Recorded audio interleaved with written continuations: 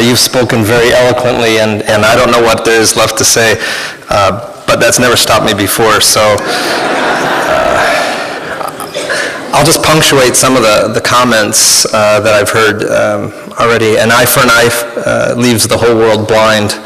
I'm not sure who said it. It's been attributed to Gandhi and Martin Luther King and several others, but I think that's what's on my mind today.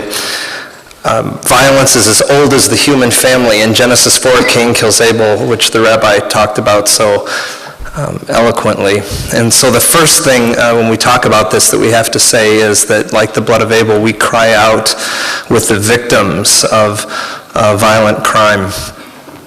Tears of sadness and a call for justice as well, too. All of us as religious leaders have had parishioners, friends, and maybe in times relatives who have been victims of violent crime. We've all had people that have been raped and abused, and many of us have had parishioners who have lost loved ones to violent crime. And the desire, not just for justice, but also for vengeance, is incredibly strong.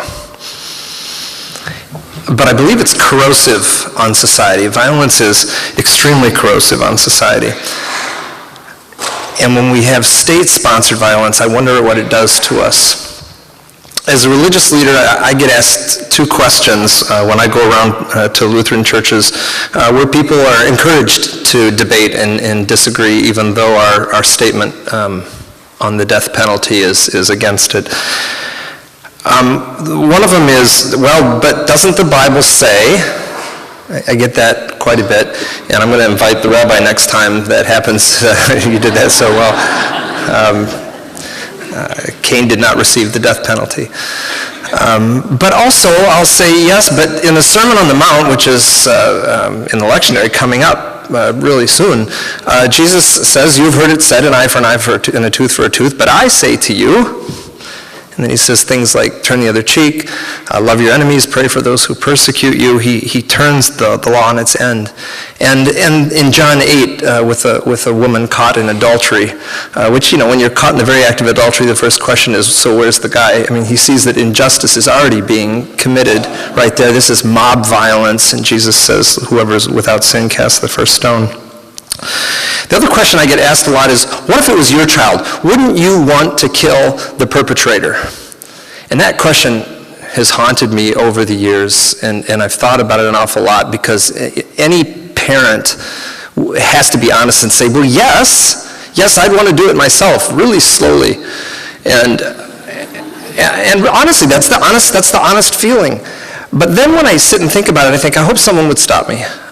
Because what would that do to me? What would that do to my soul to be the perpetrator of such a thing? And am I not then becoming that which I abhor so very much? And then finally, moving away from the theological to just the practical, I think it's an effective deterrent. States with the death penalty have the highest rate of violent crime.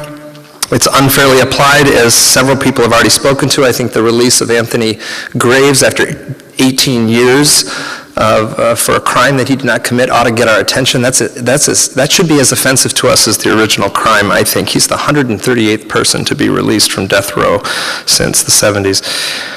The state just gets it wrong too often for us to risk this. Is it worth executing someone if there's the possibility of killing someone who's not perpetrated a crime? And then finally, as a human rights violation, in 2009 there were 714 executions in 18 countries. Only 18 countries. I was surprised by that statistic when I read it.